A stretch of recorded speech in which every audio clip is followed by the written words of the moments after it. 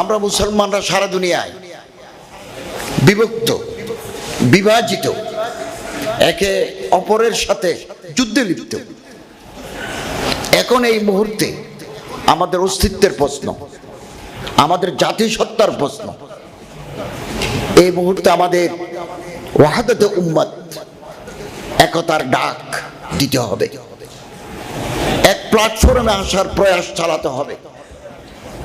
ইত্তেফাক মাল ইখতিলাফ, ইখতিলাফ থাকবে, ফুরুআত অনেক ইখতিলাফ থাকবে। ইউনিটি ইন ডাইভার্সিটি, বহুত্বের মাঝে একত্ব, এই প্রয়াস আমাদের চালাতে হবে। এটা কঠিন কাজ। Now we have become divided, split into many groups. আমরা মুসলমানরা, আমাদের মুসলমান হওয়া প্রয়োজন। মুসলিম বনো, উম্মত বনো, থাকবে।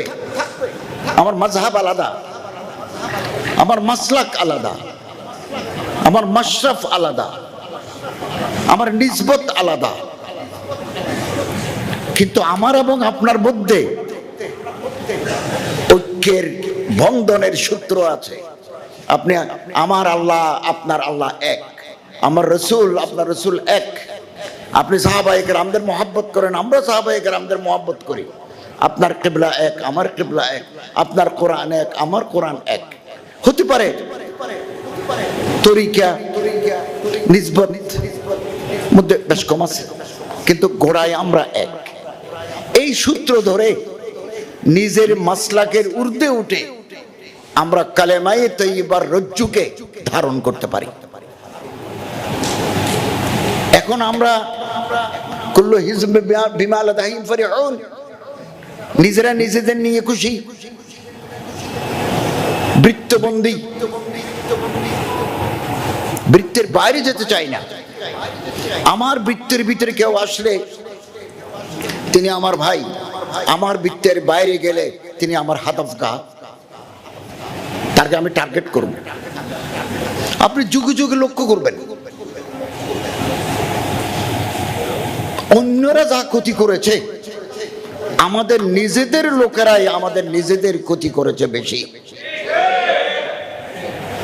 ইমাম আযম আবু হানিফা রাহিমাহুল্লাহ, ওনার জামানা থেকে আজ পর্যন্ত ওনার বারবার আঘাত হানে। মানুষের আস্থার জায়গা, মানুষের জীবন কত, 30 বছর 40 বছর মানুষ ময়দানে কাজ করে, তারপর বুড়া হয়ে যায়। তার যে খেদমাত, মানুষের যে আস্থা তৈরি হয়, কিছু মানুষ আছে ওই আস্থার জায়গায় ফাটল ধরায়, আমাদেরকে ভাগ করে রাখে যাতে আমরা এক হতে না পারি।